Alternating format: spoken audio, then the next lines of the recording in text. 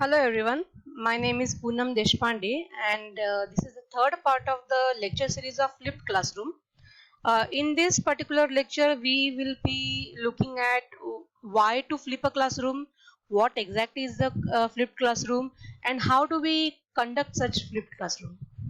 Okay, so the question is why to flip classroom. So let us take a look at typical traditional classroom scenario. Now during the class what happens, the information transmission happens. So basically instructor lectures and students take notes, instructor asks questions and students respond, students ask question and instructor responds, and then when outside the class, when the assimilation or the actual information gain is happening or the understanding is happening, what happens, instructor gives the assignment and question bank to the students and students solve them and submit. Students may work individually or in groups. Okay, I want you all now to pause this video and this is a reflection activity and please list down two limitations of traditional classroom. Okay, I hope all of you must have paused and written down the limitations of the traditional classroom. So let me also look at some of the limitations of the traditional classroom. So during the class when the information transmission is happening, and whenever instructor is lecturing, normally students do not pay attention. They are either busy with some other work or they are busy with their mobile phone or they are lost in some thoughts. So most of the time what happens is students feel that they have understood, but they may not have understood the lecture. Now next is instructor asks questions. Again such questions are answered only by a few students who are always high achievers or top benchers or the toppers. The last benchers or those who do not understand will never answer the questions. So other students are left behind. And when students ask question, again the case is that when it will be, these questions will often be asked by only the students who are high achievers or the first benchers, and then instructor assumes that all students have understood, which is actually not the case. Many of the students may not have understood what you have taught to them. Okay, now next is outside the class what happens, assimilation, that means the gaining of knowledge or information acquisition. But during that what happens, instructor must have given the assignments in question bank. So for many of the students, solving those questions may be very challenging, must be very challenging. But for the some students it may be a very simple task or it becomes boring for them, and all these things leads to copying of answers, and we all have must have experienced during the submission of assignments. We get so many assignments which are copied from one student to the other student. Now the second point is students may work individually or in groups. Again normally this happens just before the exam or the submission of the deadline of the submission of assignments.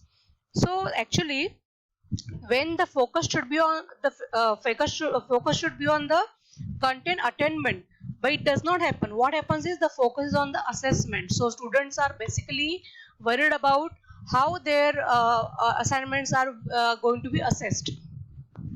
So therefore let us know what exactly is a flipped classroom. So for a traditional model what happens is information transmission happen in class and assimilation happens outside the class.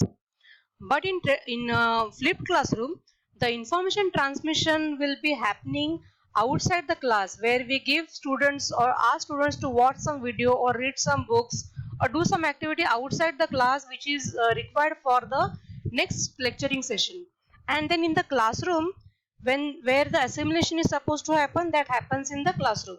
So here more higher order thinking, more examples will be solved, and the instructor is present. There's eye to eye contact and all the things which are important for knowledge acquisition will happen. So the flipped classroom is the one to ensure that the class time is spent in assimilation rather than information transmission. So how it works, the instructor can find or create a video on the selected topic. He will ask students to watch the video before coming to the class, and then the class time is spent in activities and discussions. This is basically very important part of the flipped classroom, here where the higher order thinking is done in class. Okay, so now the question is how to conduct the flipped classroom. So for what we do is for out of the class activity, instructor can create videos of the topic not more than 10 minutes. Very important. Why? Because the research suggests that the times or the understanding span or the attention span of the humans is only 10 minutes. So after 10 minutes your mind goes here and there, and therefore your video should not be more than 10 minutes. Apart from the video, as I have already mentioned, they can tell students to read certain part of textbook or reference book, etc., or some other activities. Okay, so this is for out of the class activity. Now for in class activities, many things can be done, like think, share, pair activity, or 1 minute presentations, or group discussions, quizzes, etc. I have used all such activities and many more activities in my flipped classroom, and they all were successful. I have also taken a feedback from the students about these activities. Now, apart from all these things, activities, instructor and students can spend more time on higher order thinking. So if you give them some examples where the apply skills are necessary, or give them examples where they have to actually apply all the knowledge they have gained in previous, say, two, three lectures, so that can happen in the classroom. Although there are many activities which can be done in the class, but let me focus on think, share, pair activity, which we will be doing during our FDP the next week. So think, share, pair is an activity where it is divided into three phases. Think phase, which can be up to 3 minutes, pair phase, which can be up to 5 minutes, and share phase 6 to 8 minutes, but actually it can be 8 to 10 minutes also. Okay, in think phase, instructor gives a problem to the students to solve individually. So students have to work individually, and then you solve whatever the problem is, you attack it individually. No discussion is allowed here. So instructor can take rounds and see to it that the students are working individually. In pair phase, instructor will instruct students to talk to their neighbors and share their solutions and discuss the solutions. Once this is done, then all students can share and compare their solution with the entire class and finally reach to some result.